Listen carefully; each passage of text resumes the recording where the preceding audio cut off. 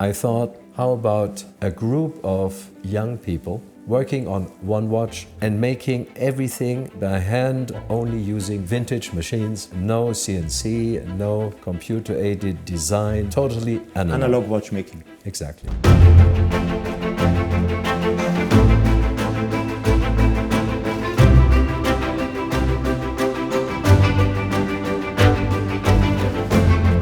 Today, WatchAdvisor will take you on an incredible journey. We are in the Vallée de Travers in Fleurier. We are where the Ferdinand Berthoud watches are done. And Ferdinand Berthoud took the decision in the year 2019 to build a watch with no CNC machinery. There's no computer-aided design, nothing. It's ancient watchmaking, a wristwatch that was inspired by a pocket watch, and everything is done by hand. And what you are going to discover is simply stunning. It will blow away your mind. So stay tuned, enjoy the video, and have lots of fun. Don't forget to subscribe and to hit the bell to get our latest notifications. With me is the mentor, the person who was behind the project, Karl-Friedrich Scheufele. A very warm welcome on WatchAdvisor. Thank you, Mr. Linz, for inviting me on WatchAdvisor.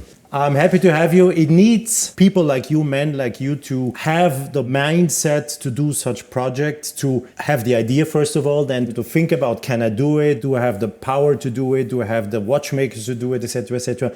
Where did everything start in the very beginning?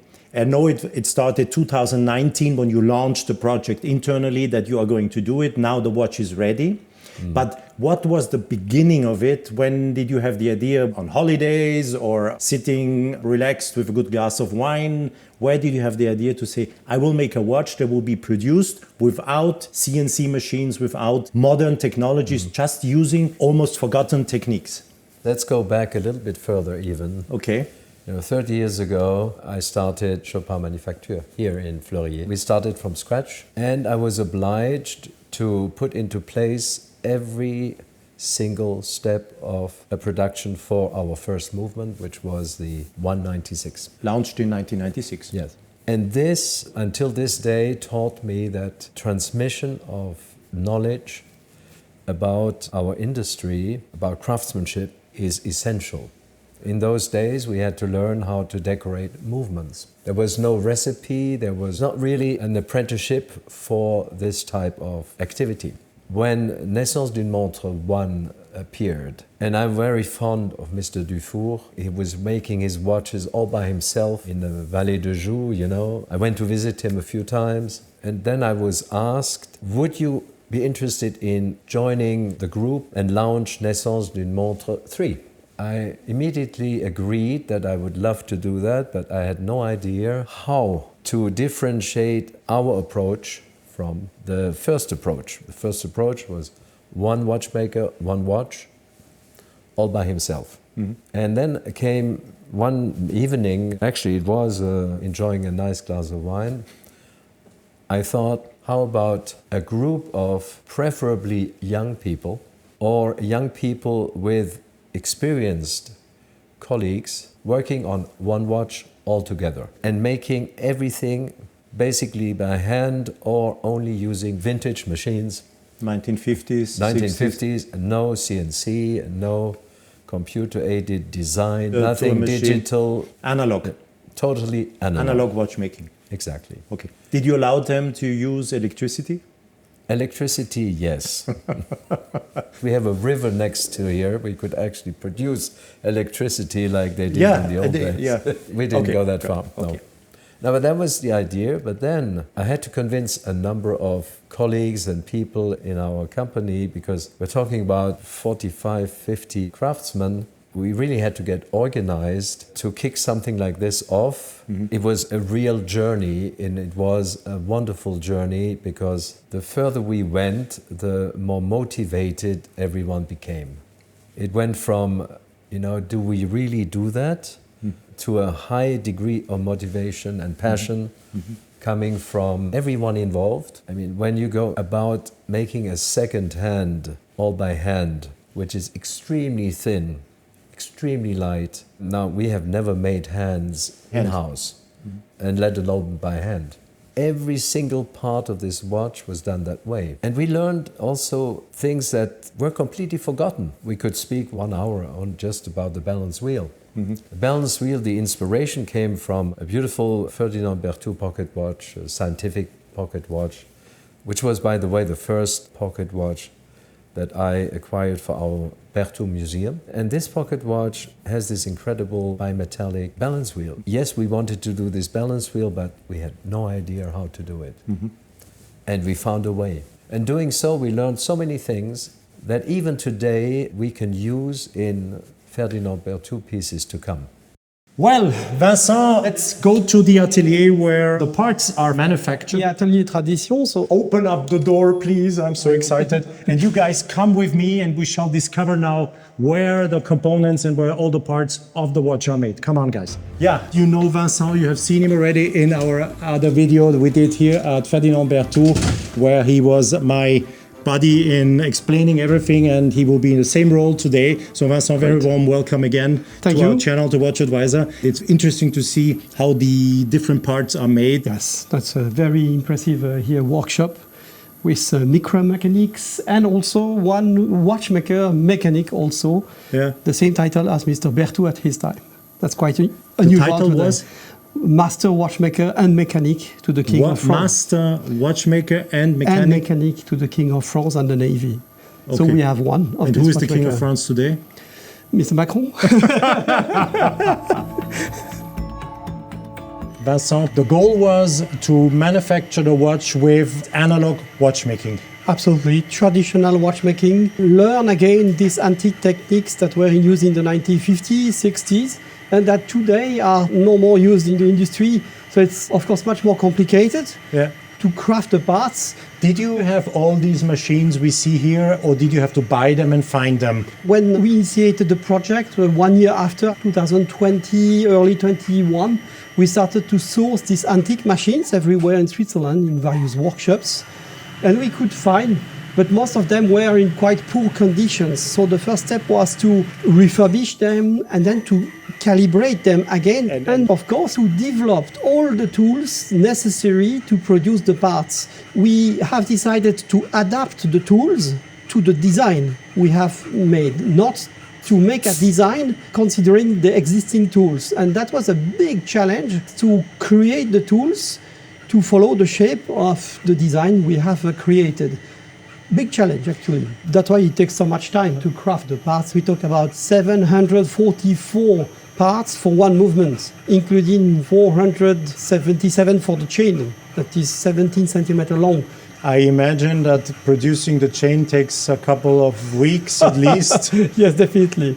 This is something complicated. 477 parts is incredible. Its chain has 285 links that are fixed by pins that make 0.3 millimeter diameter. Wow. 3 millimeter long. So Julie is now crafting the axis of the balance wheel. Okay. That has to be ultra precise, by the way. Yes, absolutely. The axis of the balance wheel is one of the critical parts of a watch. Absolutely, yes. 2 microns precision for the axis by hand. By hand. Good luck. Respect. Chapeau. Oh, wow. And it's important to remember that not because the Naissance d'une Montre is handmade, that the final quality of the watch will be lower than a normal Ferdinand Berthoud. That means after hand decoration of all the parts, everything is controlled under microscope with 6.7 times magnification. As you do always. Same standards. Standards of quality, it's officially chronometer certified like any Ferdinand Berthoud. It's not because it's more complicated to produce, and then the quality, we can accept that it's lower. No, it doesn't exist at Berthoud. Same quality. This is crazy. For one movement, just to decorate the parts, we calculate today over 600 hours work. Only for one movement. Yes, I love it. This is how watchmaking should be done. Going back to the roots. We have just set up this tiny pinion that is used in the power reserve indication and putting it beside of a writing instrument to see the dimensions. Just imagine the size, guys. If you look at this picture, now he is polishing parts of it. Exactly. This is absolutely. Oui, because in fact the polishing is absolutely necessary to avoid friction. Yeah. So the polishing must be of the highest level, and you see he's now using an archet, making the polishing by hand. Here to polish not the teeth, but the leaf Yeah. of the pinion. Yeah, well- Because of course, then the wheel will get in contact of this surface, and everything must be perfect mirror polish. If you do such a project, creativity and knowing where to find what you need is key. And what they did here, this is from a parquetting floor. It is pear wood. Pure wood, absolutely. And they found it on eBay. You see they cut out some parts and finally it ends up to be installed in this polishing machine. Why do they use this particular wood? This wood is extremely hard, Okay. and the fibers are very regular. And this allows to have a very fine polishing for the teeth of the pinion. So it was by trial because they tried various materials. Yeah. And finally, the pear wood is working very well. Then they found some on eBay.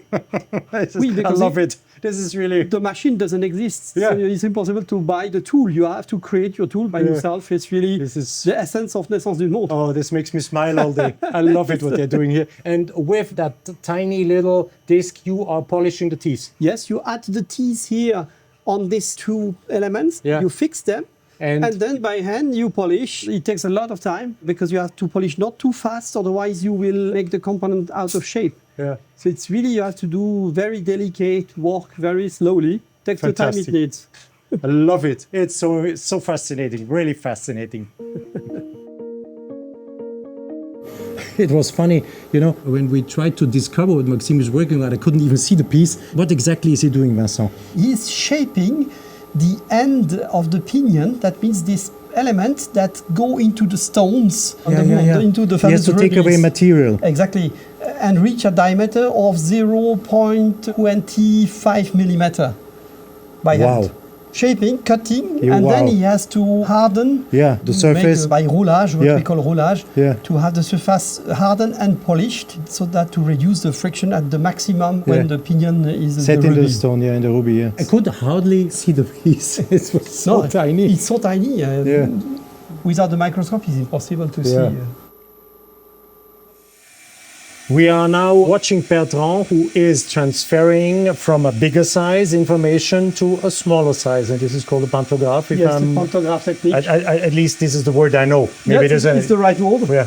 It's a famous pantograph of high precision that is used to shape the bridges and the external shape of the plating. Okay. So it's really used for large parts, usually static parts, not like the Tour Chopard that is used for dynamic parts like wheels and pinions. So basically, the information is transferred through the machine, through the pantograph, on the base plate that is located here. Yeah. And slowly it's removing the material very precisely. The precision is also in micron, I think. Micron, Has to be. Of course, yes, it has to be, like any part. Yeah. To have the first prototype ready, we already spent 11,000 hours work. 80 people between all Ferdinand Berthoud and Chopard team, because it's a transversal project, corporate project, spent 11,000 hours Just to be... bring the first prototype alive. Wow. It explains why on the main bridge that is on the back, we have written this maxim from Louis Berthoud, the nephew of Ferdinand Berthoud, that published a book for his watchmaker he teach. The maxim for the conclusion was, in English, time tells, meaning you are watchmakers because I trained you, but only with time you will become master watchmakers. And when you look the way they work here, you understand that this maxim is valid for all craftsmen around the world. You need time to become an expert, and that's something it's impossible to go faster. Something that maybe we lost today. We want to go too fast for everything. Yeah. We finished, Vincent. I think we did it here. It is impossible to show everything. It's too much, so many techniques. Yeah, but I think you should have got an impression what they are really doing. They are really working from big to smaller sizes in all different materials. It's really doing part by part and bringing everything together. And this is where we go now, where everything finally comes together, Yes. the watchmaker and the decoration. Decoration and watchmaker, absolutely. That's the next step. Okay, then let's go and yeah.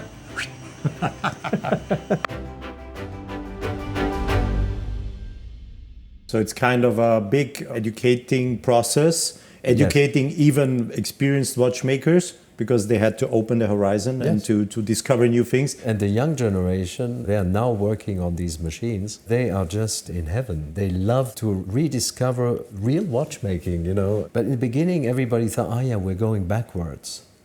But actually, we are not going backwards. We are enriching our knowledge. We found also very interesting decorative elements. You know, decorating a movement today, yes, it's done by hand, but we have tools which are, you know, these little electric tools that remind you of the dentist. And these electric tools obviously are no-go.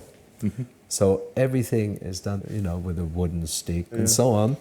Using ancient knowledge. Yeah. It is for sure no coincidence. You started a brand called Ferdinand Berthoud after you got passionate about the person Ferdinand Berthoud. The watchmaker, he was a genius, you have to say this. We are in the museum where you showcase pieces. It's 10 years ago you started. 2006, we acquired the name Berthoud, but only in 2015, so 9 years later, we launched the first FB1. But I was just fascinated by Berthoud's approach about teaching. You know, he wrote 3,000 pages of literature, books about watchmaking. He published a lot of plans about movements. It's so abundant, and he was someone who really shared his knowledge. And this is one aspect of Berthoud which I really admire. Most watchmakers, and you know that very well, are the contrary. They don't want to share their knowledge. No, they zip their lips and Yeah, Berthoud was very different. He must have been obsessed about precision, about accuracy. Yeah. He even wrote a little book for people who bought his pendulum clocks, how to regulate them with the help of the sun. Exactly. So you bought a pendulum clock that could be precise if you know how to regulate it. Yes. So he must have been obsessed. Yeah, he definitely was, I'm sure. So if I put together all a little bit, you had, first of all, what you do with Ferdinand Berthoud is it's out of words. I don't know how to describe the beauty and everything you do with these watches. This is really, thank you very much. It's out of everything I have seen before. Thanks for the compliment. I have to say, it needs someone like you to do it, to have the passion, and also to say, okay, it takes time, it costs money, we'll do it. If you have not been watching the video that's online on our channel concerning how they do these watches, please go and see it. It is just fascinating. And you have to say chapeau, hats off, really. No, it's rare to see. You don't have any personalities like you in the industry, or very rare, a few of them. Then you have to do it. Everything together is Karl-Friedrich Scheufele and his passion. I always refuse to cut corners. Yeah. I refuse to, take the easy way, the easy road. Yeah. And we accept that there is a really limited production possible. Well, the total number of pieces produced were about 300 in 10 years. Yeah. That makes a very low average. But I can say this, we probably have the most beautiful finish in the industry today. You have. And that takes time. So Vincent, now those handmade little parts come here, and what I see is the escapement wheel. Yes, this very delicate part that is made of stainless steel, so that means it's very hard. All the angles have to be sharpened, that means they have to be sharp cut, because here he worked with a knife. And you imagine just for one wheel, if you consider both faces, that makes 32 sharp angles. Wow. It's a huge work. Because it's so small, it's impossible to work with the wire. You really have to work with a knife, actually. Yeah. So as good as his hand is, as good the escapement will be end of the day. It's mirror polish to reduce the friction of the air, not only for the beauty of the parts, but it's also functional. Aerodynamical reasons. Yeah, exactly. It sounds crazy, but it is the case. No, it is really. Yeah. And as you said it in the beginning, the attention to all the details is the same as to any other watch from Ferdinand Berthoud. Absolutely. Same requirements, same standards, no excuses. No. It takes more time because, of course, when you craft the raw parts with handmade machines, with traditional machines, the surface is a little bit more sharp, a little bit not as good as it would be. Yeah. Because with the CNC, of course, the finishing is better, even if it comes out from just the shaping of the parts because of the speed they use. And also that's why they leave more materials. So he can take off some. Exactly. Otherwise, the finishing will never be perfect. This is a breech fixed on the main plate, visible from the dial side. And he's mirroring some inner sights so you can see the chain mirroring in it. Absolutely. It's the first time in a Ferdinand Berthoud watch that we have flanks of the bridges that are mirror polished. Not all of them, but some of them to bring the light and to have this mirror effect because it's very spectacular. So when you see the chain moving along, then you can really see the little parts mirroring in this component. This big, big cinema on the wrist. Absolutely big cinema on the wrist. And here this specific bridge hold actually the dial that is crafted in gold also and completely handmade here in the workshop. Plus done also by our master engraver that engraved the numerals and indexes. What is quite complex on a dial because it must be absolutely regular. Nothing artistic, it must be perfectly geometric and it's not easy if you have nothing to help you to follow. So it's really difficult.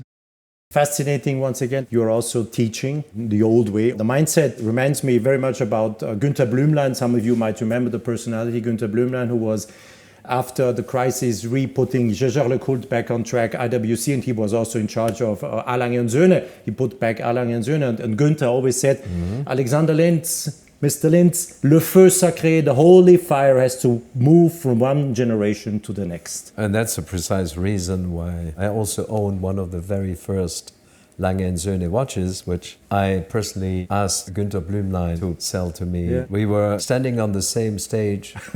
I received the prize for the LUC 1860 Watch of the Year at the time. Yeah. And he received a special prize because the watch was not Swiss for the Lange watch, the first Lange watch. Yeah. I was fascinated by this watch personally. And but it's same mindset. He was very, yes. Yeah.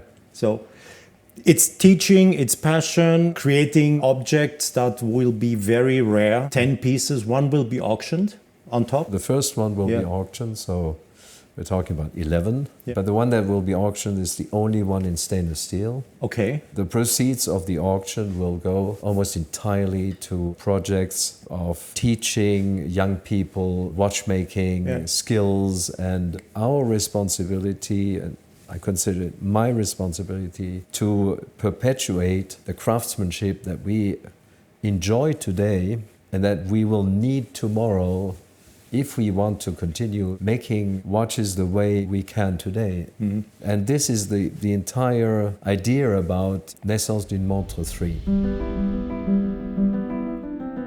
Here our watchmaker is now finishing to assemble the movement. As you can see, the watch features a Fusee-and-chain constant force device, visible from the dial side for the first time in a Ferdinand Berthoud timekeeper, and also integrate a very unique regulating organ. Here you can see this very large balance wheel is actually something that was never achieved in a wristwatch. It's a bimetallic balance. Mm-hmm. That means a Guillaume split bimetallic balance wheel crafted in invar and brass material. Mm-hmm. That's really the traditional bimetallic balance that was used in marine chronometry in the 18th and 19th century that is today completely forgotten. So of course the use of this bimetallic balance wheel entails the use of a traditional steel hairspring that is flame blued to prevent oxidation.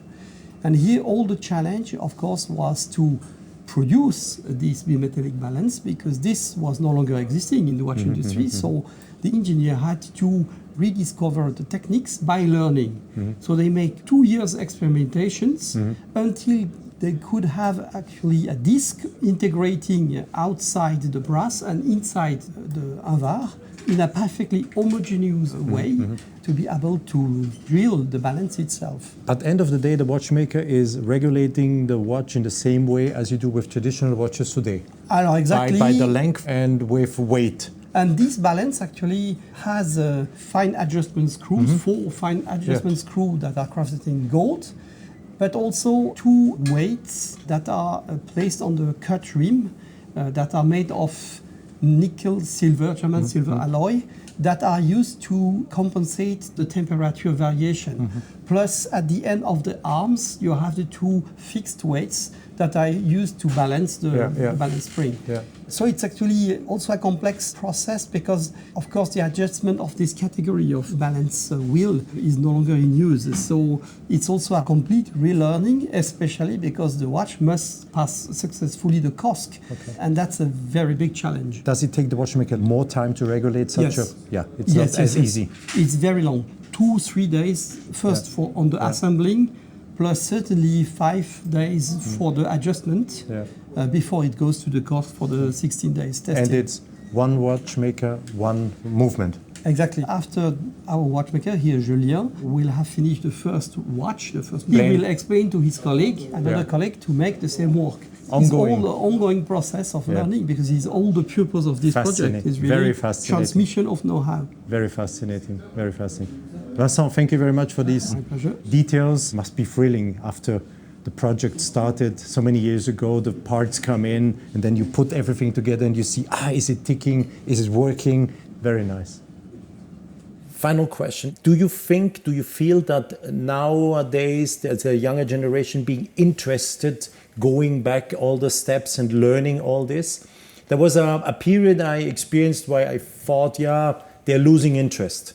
Because anyhow, lots of machinery does it and you press some buttons and you sit in front of your computer, you design, the computer sends the information to the CNC. Do you think that there's a new generation coming really curious to learn all that? Do you feel that? Well, if you consider the relatively young generation entering the independent watch market with very interesting creations and mostly entering them by making these watches by hand, I think there is more interest than ever before for making this type of watches. This is the one side, and then you have the other side where, of course, there's also a tendency to industrialize more and more. And I think the counter effect is a growing group of clients, collectors who are interested in acquiring something totally different. Also, there are small series, they are quite exclusive items. So you have this extreme here and another extreme. Something that is produced in an industrial way also has its challenges and its great moments. I don't even criticize it because we also produce movements in a more industrial way. It's an own science. Yes. Doing it in the scale also, the bigger the scale is, it becomes science again. A big scale with high quality is not easy to achieve. No, of course not. Obviously, my passion is for the Berthoud approach, because I think the Berthoud approach will also ensure that going forward we will continue to preserve all this knowledge that is necessary even for the industrial side. Before you can industrialize, you have to know how to do it with hands. Yes. That's how it is. That's how it started. Yeah. And you look back at the Berthoud pieces from 250 years ago, you can only be amazed to see how they were made. If you think of the tools that they had at their disposal, certainly no electricity. No electricity. If you have the chance to be here, just go through the museum and you will see how quickly those pieces shrink. So from huge sizes to pocket watches, he must have learned very quickly how to do this. And this is fascinating. And this could have only happened because he transferred knowledge of what you're doing. Le feu sacré. Exactly, feu sacré. End of the story. The watch will be sold for a price, of course. The price is going to be around 850,000 Swiss francs. Okay. Yes, it's a hefty price, but certainly did not count all the thousands of hours that were spent on this project. And you do 2 per year? Hopefully, we'll produce 2 per year. Yes. 10 pieces will be made. If, in case you are interested, you should put your name on the waiting list. Mr. Scheufele. Well, very, very interesting. Thank you very much. Please. First of all, for coming in front of our camera. It's a pleasure. Second of all, continue what you do. This is really fascinating, and that makes me get goosebumps when I see such projects, because we are more and more spoiled by modern technologies. You come into a space, to an area, and you see, okay, the same things, the same machines, they're all called the same, and it looks like you have to then think, am I at or at? Yes. But if I see what you're doing, it's clear it's Ferdinand Berthoud. Your words are encouragement for us to go further. You have to. It will be interesting to see for the 20th anniversary of Ferdinand Berthoud what he will do then. No electricity, probably. Just no electricity. You will build a farmhouse. Candlelight, a farmhouse somewhere. That could be an idea. Who knows? Who knows? Thanks a lot for watching the video on WatchAdvisor on YouTube. And if you think that this is your channel, please check out our website, watchadvisor.com, and especially our community section on our website to really get in touch with us, to share lots of things. You will get more detailed information about the watch industry, in-depth videos. More fun will happen there. So if you're interested, have a look at watchadvisor.com.